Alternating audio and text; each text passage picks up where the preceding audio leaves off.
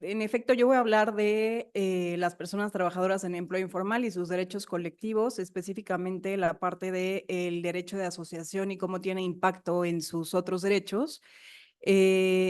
WIGO es una organización que se dedica a trabajar con personas trabajadoras en empleo informal en la economía popular. Es decir, no me estaré refiriendo a las personas trabajadoras en empleo informal dentro de empresas con relación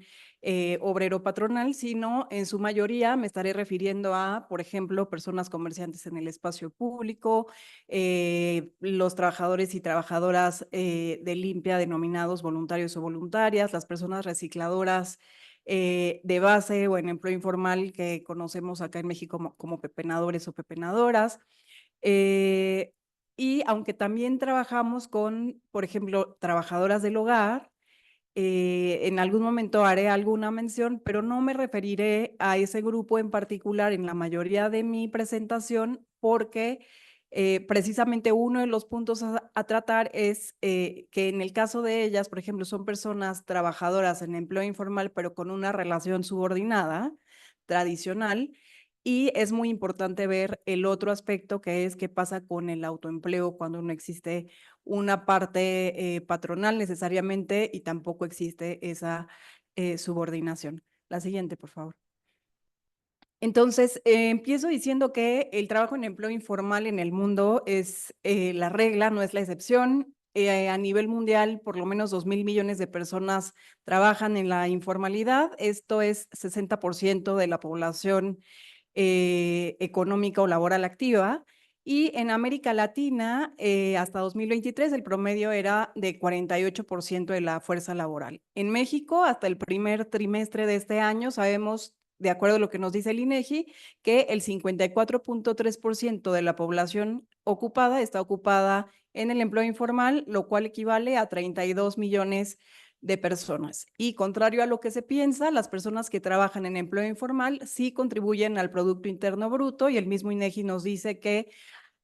hasta 2022, que es el último año al que se ha medido, el 24.4% del PIB venía del trabajo en empleo informal. La siguiente, por favor.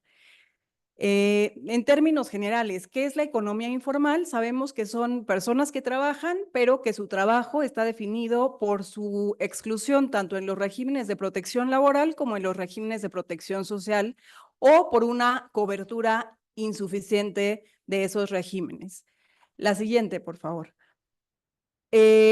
Si vemos el marco jurídico internacional del derecho al trabajo, que puede ser el regional, que es el Sistema Interamericano de Derechos Humanos, o el universal, que es Naciones Unidas, encontramos que el derecho al trabajo se encuentra regulado, por ejemplo, en la Carta de la OEA, en el Protocolo de San Salvador, en el Pacto Internacional de Derechos Económicos, Sociales y Culturales. Y cuando se habla del derecho al trabajo e incluso de condiciones justas y satisfactorias de trabajo, o en su dimensión colectiva de los derechos sindicales, en ninguna parte esos instrumentos dicen que estos derechos sean exclusivos de las personas que trabajan en empleo formal o en una relación laboral tradicional y subordinada. En todo caso, lo que se entiende al no establecerse esta exclusión, ni siquiera se hace una mención sobre formalidad o informalidad. Bueno, lo que se entiende es que es un derecho que se extiende a todas las personas que trabajan, incluso aquellas que trabajan en empleo informal y que son autoempleadas. Y si vemos la observación general 18 del Comité DESC, que se refiere precisamente al derecho al trabajo, lo que nos dice es que el derecho al trabajo engloba todo tipo de trabajos, ya sean autónomos o dependientes. Y en los avances en el derecho internacional encontramos la recomendación 204 de la OIT, que precisamente se refiere a la transición de la economía informal a la economía formal, y lo que nos dice es que en lo que ocurre esa transición, que es algo que los estados constantemente dicen que desean, pero que no sucede,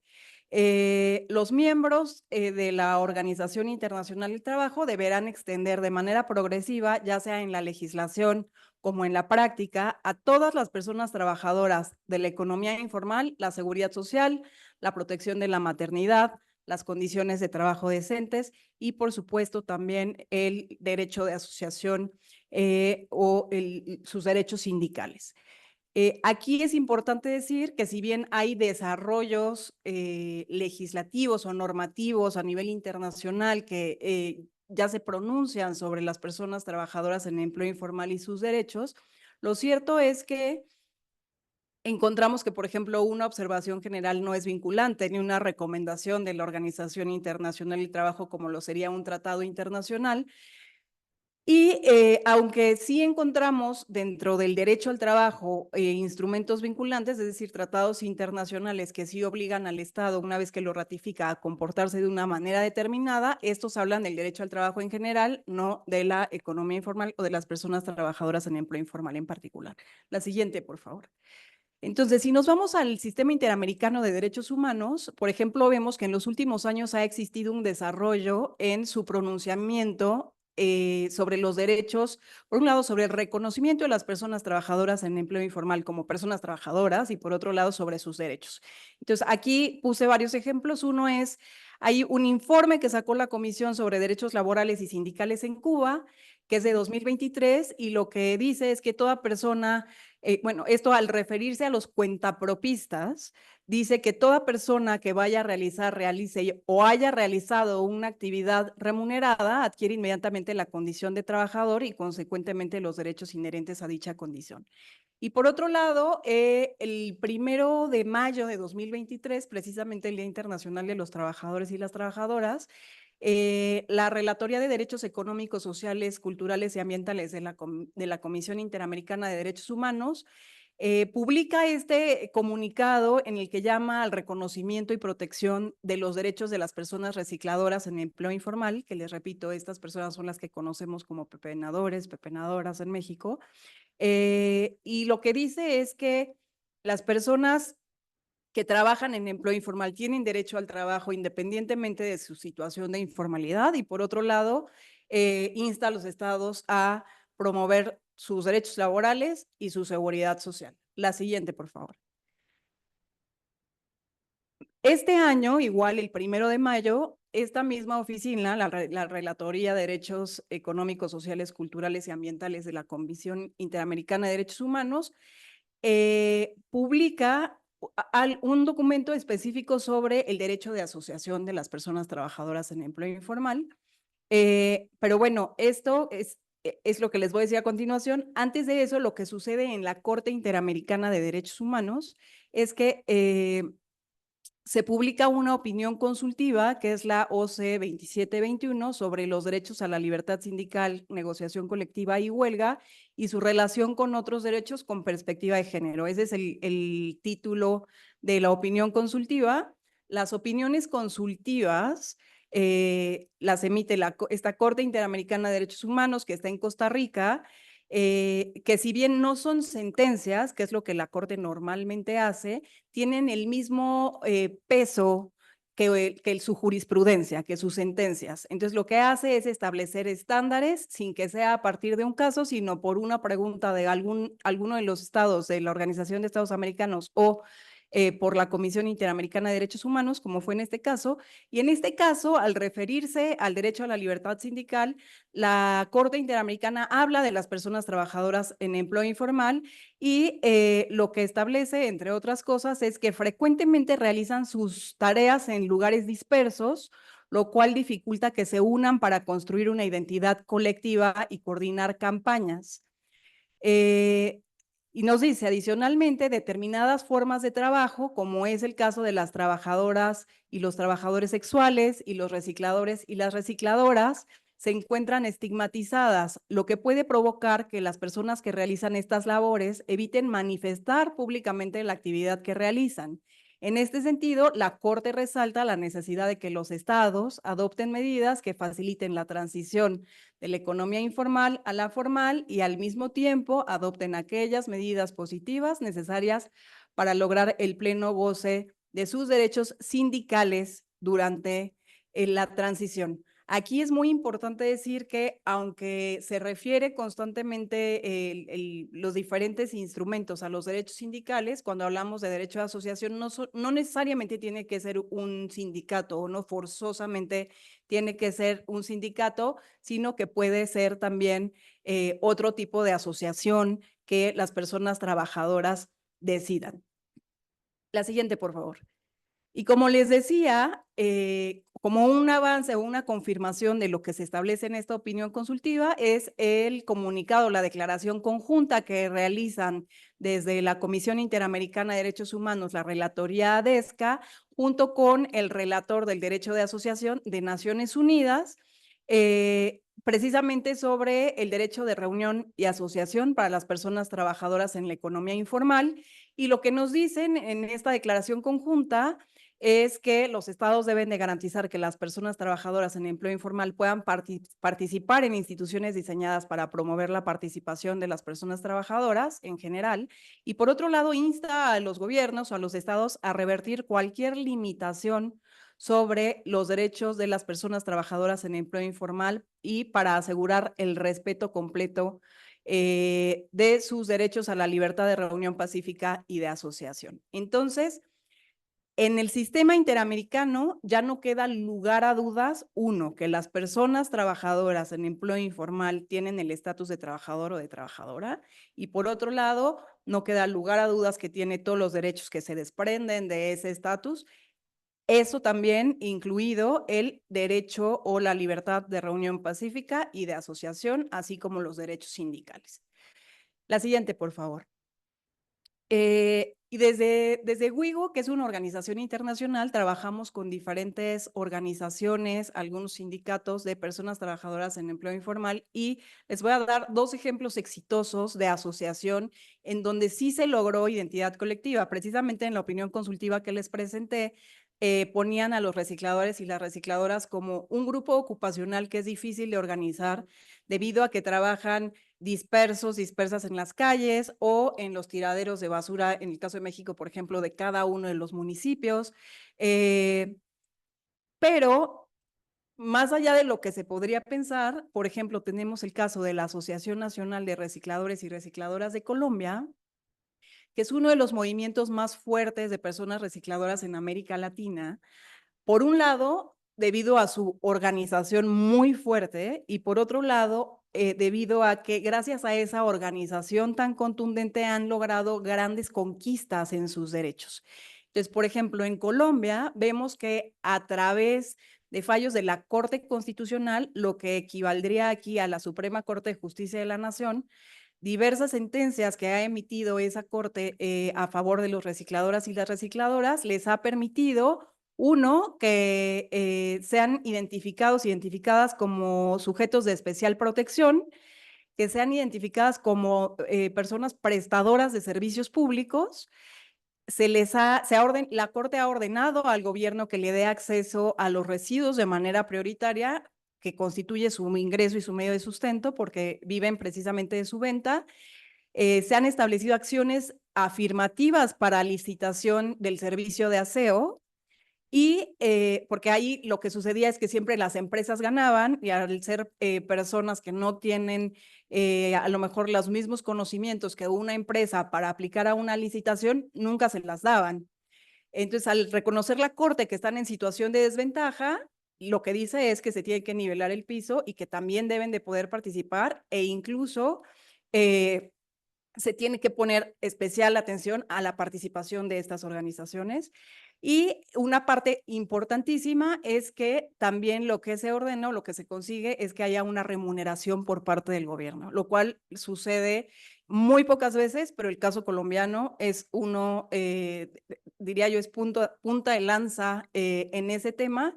Sin duda, gracias a la organización. Es decir, no es casualidad que sea una organización tan fuerte y que se haya logrado algo así. La siguiente, por favor.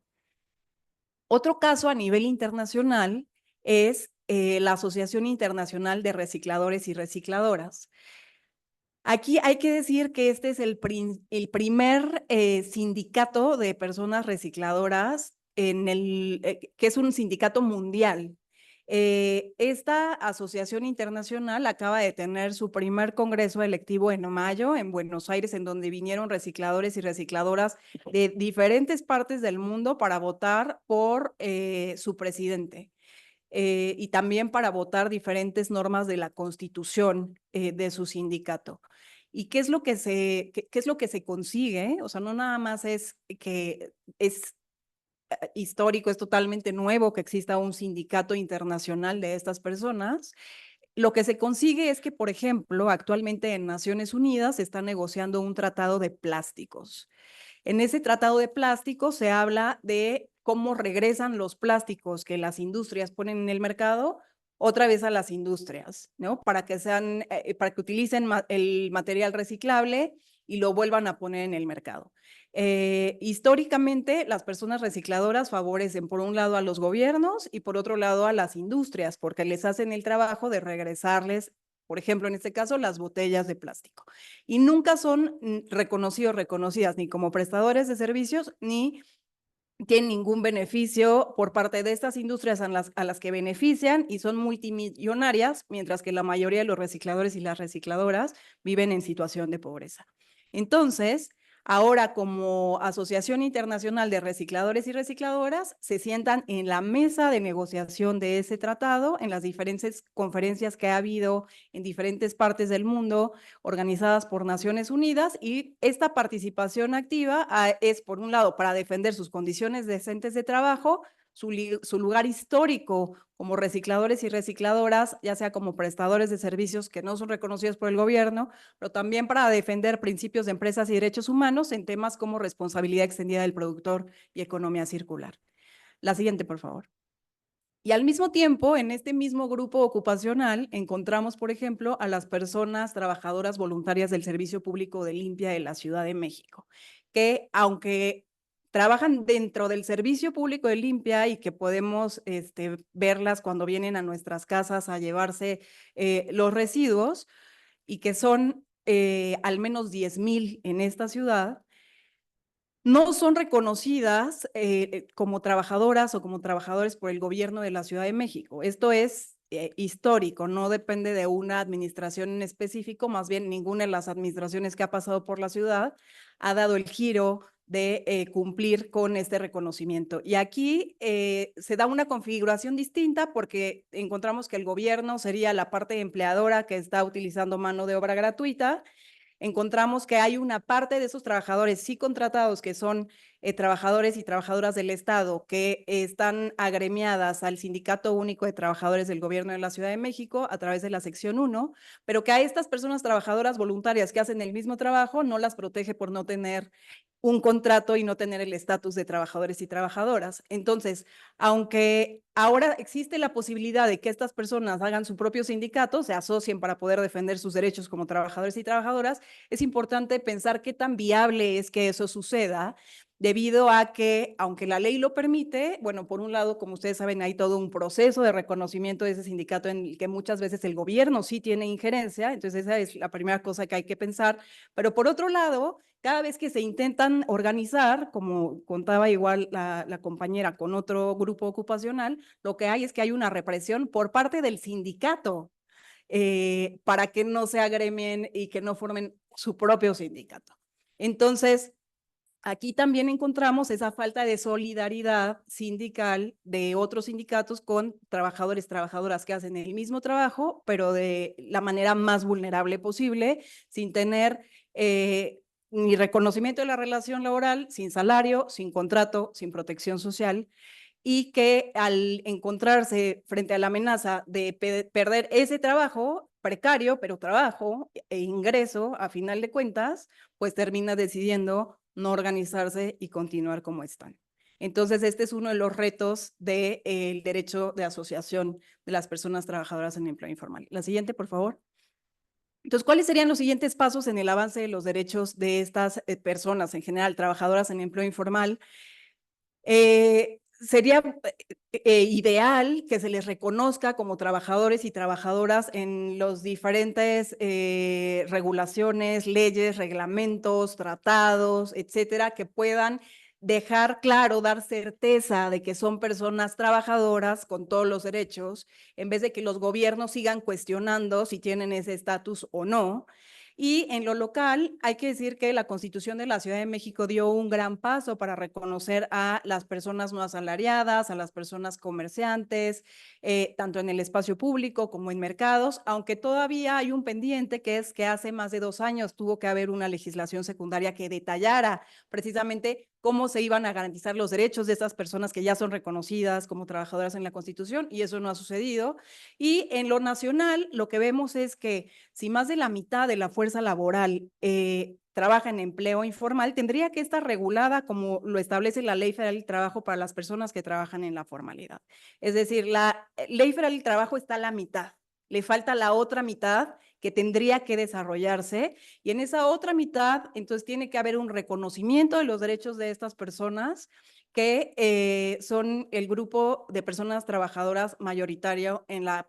población, pero que son personas discriminadas por su estatus de informalidad y que, por lo tanto, el gobierno sigue pensando más bien cómo erradicarles en vez de cómo protegerles.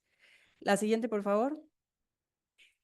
Bueno, y esta ya es mi última diapositiva. Como conclusión, encontramos que hay una asimetría normativa entre el trabajo subordinado y el autoempleo. Aún cuando se trata de trabajo en empleo informal, pero subordinado, en donde de todas formas haya una clara discriminación en cuanto al reconocimiento del estatus laboral y los derechos que ya establece la normativa, es mucho más fácil avanzar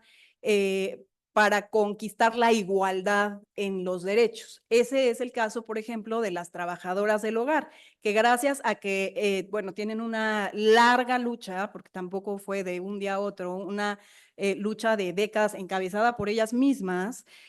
para la conquista y el reconocimiento de sus derechos, e incluso formaron un sindicato, ¿no? El sindicato, el SINACTRAO, el Sindicato Nacional de Trabajadoras y Trabajadores del Hogar, en donde precisamente argumentando la discriminación que sufrían legislativamente en el capítulo 13 de la Ley Federal del Trabajo, lograron que sus condiciones de trabajo se equipararan con cualquier otro trabajador o trabajadora, y se establecieron condiciones para formalizar su trabajo, como la obligatoriedad de la afiliación a la Seguridad Social por la parte patronal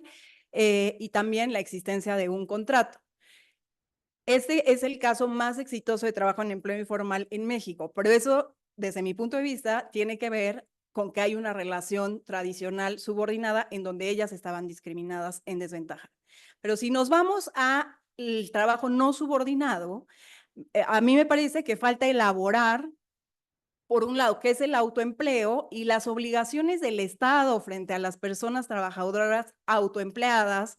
en empleo informal, para garantizarles condiciones decentes de trabajo a estas personas, más allá de continuar con esta narrativa de que van a ser personas trabajadoras formales cuando paguen impuestos. Porque lo que va a suceder con una persona comerciante cuando haga su declaración y pague impuestos es que sus condiciones de trabajo van a ser idénticas a las que tiene ahora, solamente va a tener un pago extra que hacer y menos dinero. Por lo tanto, esa no puede ser la narrativa que el gobierno tenga y que las personas que nos dedicamos a los derechos laborales aceptemos, sino por el contrario, decir, más allá de del pago de impuestos, son personas que trabajan y deben de tener derechos. Es importantísimo que su actividad se reconozca como trabajo. Esto lo establece la OIT al decir que todo el tipo de trabajo deben ser reconocidos e incluso legislados. El reconocimiento de las personas que realizan todo tipo de trabajo como trabajadores y como personas con derechos laborales. Y cuando se desarrolle esta normativa a todos los niveles, local, nacional, regional, universal, es importante que se fijen cuestiones que estén relacionadas directamente con las necesidades específicas de estos trabajos o del autoempleo, reconociendo que no todo el trabajo en empleo informal es igual. Las necesidades no son idénticas, sino que pueden ser distintas de acuerdo a la ocupación que se está realizando. Y también es importante que se reconozca que las necesidades no son idénticas que en el trabajo subordinado. Por ejemplo, si nos vamos a las condiciones justas y equitativas de trabajo que ya existen en el trabajo subordinado, vamos a estar hablando, por ejemplo, de vacaciones, ¿no? O días de descanso, o la posibilidad de ascender, o de salario, y de salario igual por trabajo igual. Eso no es la misma situación que el autoempleo. Entonces, no puede haber igualdad de derechos a través de establecer condiciones idénticas. Va a haber igualdad de derechos viendo cuáles son las situaciones, las necesidades, las demandas específicas de las personas trabajadoras en empleo informal y dentro del empleo informal de las personas autoempleadas. La certeza jurídica es urgente, y con esto me refiero, por ejemplo, a el comercio popular, el comercio en vía pública, que es totalmente normal, totalmente común en esta ciudad, en este país y en toda la región de América Latina.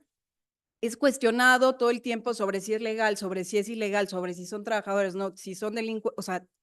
ya basta. Por supuesto que son personas trabajadoras, solo necesitan la certeza jurídica de que pueden trabajar ahí para dejar de ser criminalizados, criminalizadas y perseguidas por el Estado y poder trabajar. Y en todo caso, el Estado debería de estar viendo cómo ayudarles para mejorar sus ingresos y que sus condiciones de trabajo sean mejores. El tema de la seguridad social es uno de los temas pendientes también hacia esta población, toda una conversación sobre su financiamiento. Esto incluye el sistema de cuidados que afecta a hombres y mujeres, pero principalmente a las mujeres en las que recae el cuidado de las infancias y que